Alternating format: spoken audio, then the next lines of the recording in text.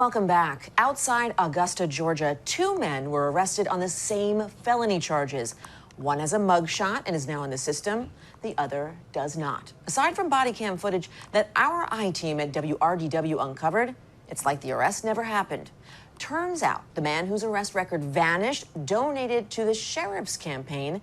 And what's more, the sheriff says it's all because he's a, quote, prominent businessman. WRDW's investigator and anchor Meredith Anderson is digging deeper into the story of the woman who sparked these arrests in the first place. Meredith. Her name is Alawan Bryant, and the 78-year-old was supposed to be in court Wednesday, but a major development late Tuesday changed all of that. We begin high above this home on Westgate Drive in Waynesboro, because that's where the stakes are for Alawan Bryant. High. Miss Mona, as everyone calls her, owned the home for decades until she sold it for less than $29,000 to Gary Flakes Jr. with the help of Daniel Nunn, who moved in with her. Warrants that have since been dismissed say the fair market value was $71,000, and that both Flakes and Nunn knew, or should have known, that the victim suffers from a diminished mental capacity. The day Nunn is arrested at her house, Miss Mona pleads with officers to let him move a vehicle for her medical care. I'm kind of excited because I have a nurse doctor come and see me. Medical records might not be public record, but court orders are. Waynesboro police sent Miss Mona's doctors an order for records, quote, pertaining to a dementia diagnosis. But the I-team found other clues all over the case file that could paint a picture of her mental state. Body cam captured Waynesboro investigator Emerald Hambrick giving Miss Mona a state-recognized cognitive test when they met at the Huddle House. My name is Officer Hambrick. Yes. You understand? Officer Hambrick? Okay. It's very important that you remember my name, okay? Oh, I'll be easy to forget people's names. You do? Okay. I hear you right now. You can't see anything, but we're letting you listen, unedited. Can you tell me what time of the day it is right now? What time today right now? Yes, ma'am. I ain't see no time. I don't know. You don't know the time? No, I ain't see no time. I don't know. Can you tell me where we're at? Waffle House. In what city? Waynesboro. In Waynesboro. And what did I tell you my name was? Oh, I tell you, my memory won't be. Miss Mona failed. Not even 45 seconds later, she forgot the investigator's name. In that same interview, Miss Mona also can't recall a very important fact. Do you remember how much you sold the house for? How much is sold for? Mm-hmm. I don't remember.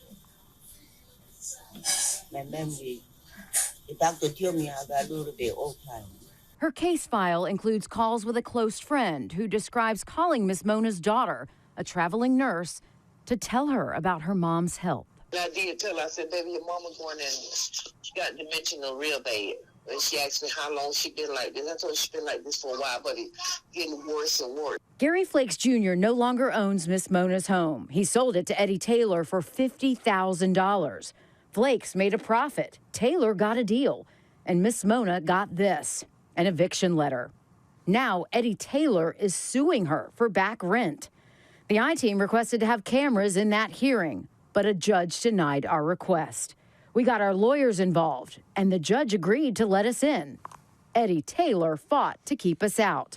The I-team was set to go to court with our attorney until this. Miss Mona's lawyer asked for a guardian ad litem to represent her because of her diminished capacity. The magistrate judge agreed, and that means the case now moves to Superior Court. Miss Mona now claims she doesn't even remember selling her house. Could this new development possibly help her in her fight to save it? I want to read the direct quote.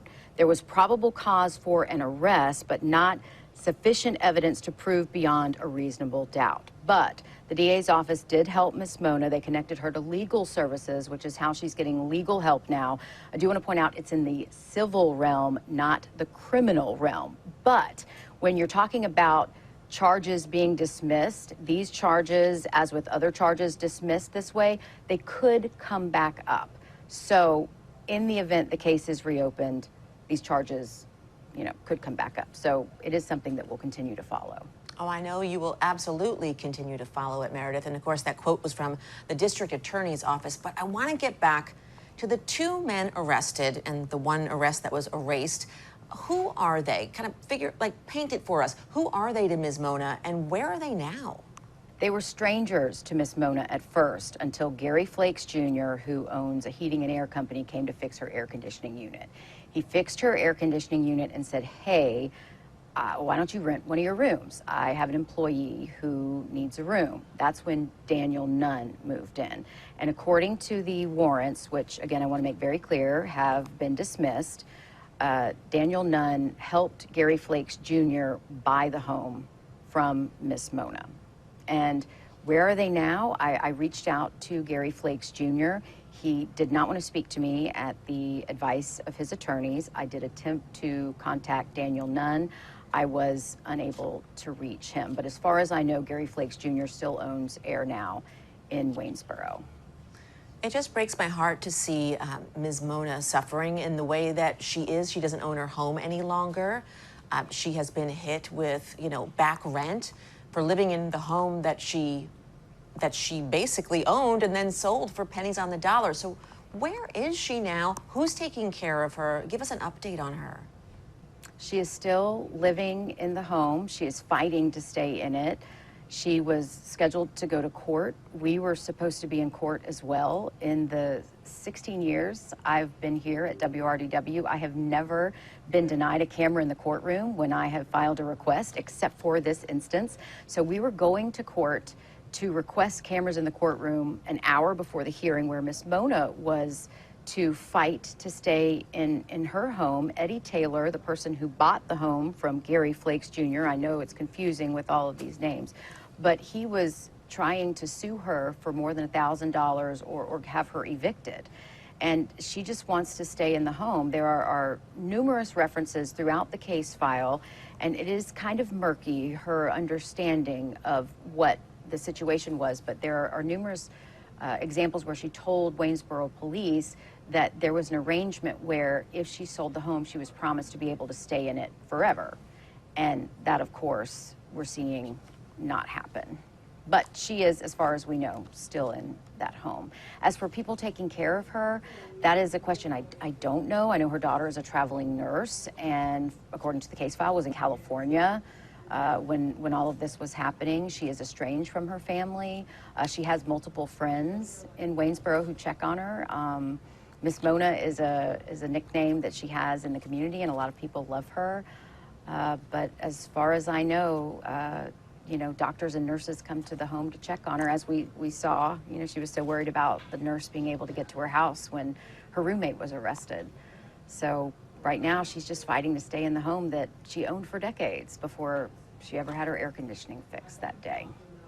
And Meredith, what does the sheriff have to say about that disappearing arrest for the, quote, prominent businessman? And a second part, you never had your cameras denied.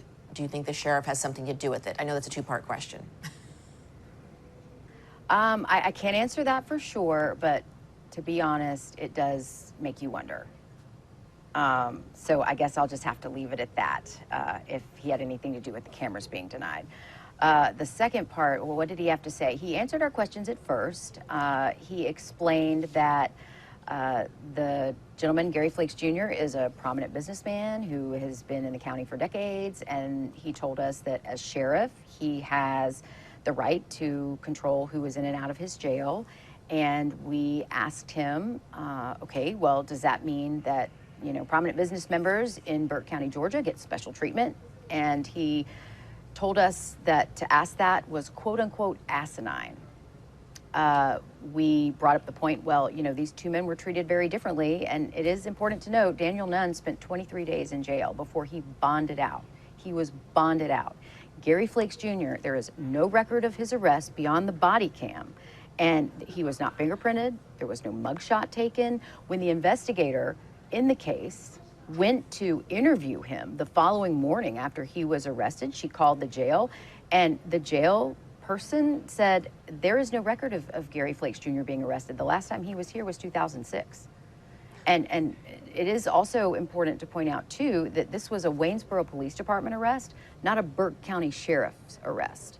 So the Burke County Sheriff here had no jurisdiction. Sure, he oversees the county detention center as sheriff because Waynesboro Police has no jail. All of their inmates go to the Burke County Detention Center, but he has no jurisdiction over this arrest. So one could say he really shouldn't have gotten involved. I'm telling you, the way that you guys investigate over there, it's incredible. From finding out that Flakes had donated $1,000 to the sheriff's campaign, to getting that body cam video, which is really the only proof that there was an arrest that was erased later. I know you're going to have more on this. WRDW's investigator and anchor Meredith Anderson, thank you, and I know that you have a lot more to report on this. Lots more to dig. I'll keep you posted. I know you will. You are watching Local News Live. We'll be right back.